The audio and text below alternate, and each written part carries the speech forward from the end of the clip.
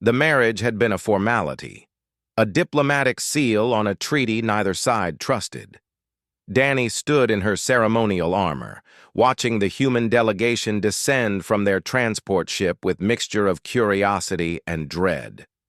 The Cathari Empire had fought humanity for 3 brutal years across the Outer Rim, and now, exhausted and depleted, both sides sought peace. She was the Emperor's niece, a decorated commander with azure scales that caught the light like sapphires.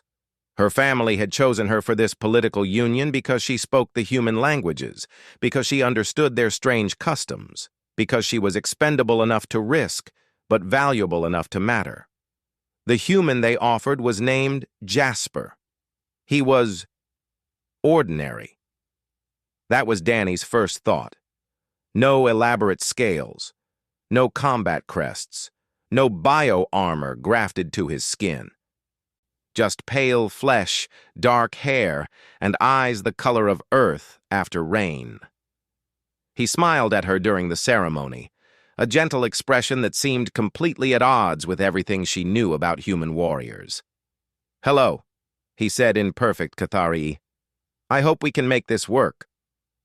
Danny had nodded stiffly, uncertain how to respond to such casual warmth from a species she'd been trained to kill. The first 3 months were awkward. Jasper moved into her family compound on the capital world of Cathar Prime, adapting to the higher gravity with surprising ease. He learned their customs, ate their food without complaint, and treated Danny with unfailing courtesy. He never mentioned the war, neither did she. He was kind. That was what surprised her most. Kind in ways that seemed impractical for a soldier, which intelligence reports confirmed he had been. He tended the garden in their courtyard, growing strange earth plants alongside Cathari flora. He asked about her day. He learned to read her moods, knowing when she wanted conversation and when she needed silence. "You're not what I expected," Danny admitted one evening, watching him prepare tea with the precision of a ritual.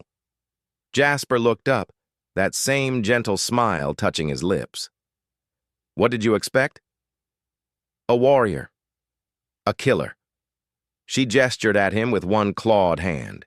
"You seem like a gardener." "I can be both," he said simply, and something in his tone made her scales prickle. The attack came on the 4th-month anniversary of their marriage. The Jirac corsairs hit the capital at dawn, their ships tearing through the orbital defenses like they were paper. Separatist Cathari, who rejected the human peace, bolstered by mercenary forces from 3 systems. The compound's alarms screamed as the first assault pods crashed through the defensive shields. Danny was already in her combat armor when the doors exploded inward. 5 corsairs, fully armed, their weapons trained on her and Jasper. Her husband stood in his sleeping clothes, unarmed, between her and the intruders.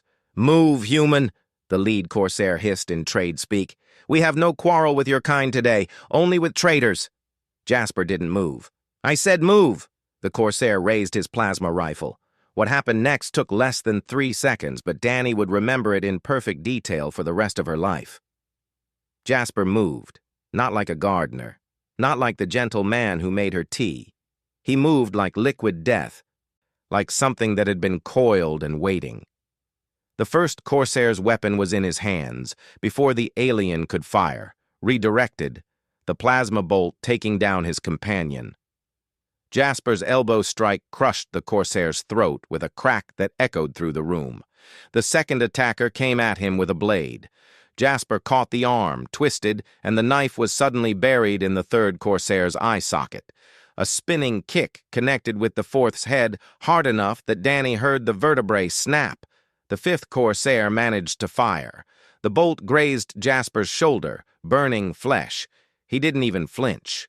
He closed the distance in 2 strides, grabbed the corsair's head with both hands, and twisted with mechanical efficiency. Silence fell. 5 bodies, 4 seconds. Jasper stood among the corpses, breathing steadily, blood running down his arm.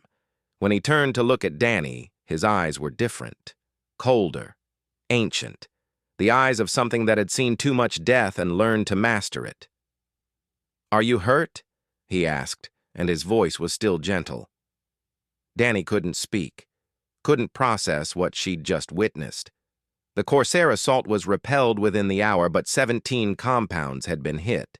Hundreds dead. The Emperor called for a military response, and Danny found herself in the war room, surrounded by generals and admirals planning retaliation. Jasper was there too, at her request. The Cathari commanders had been skeptical until the footage from the compound's security system was analyzed. Now they watched him with new eyes, predatory interest mixing with professional respect. "You're human," General Vector began, his crest flaring orange with curiosity. "He moves like nothing I've seen. What training creates such a warrior?" "I was a Marine," Jasper said quietly.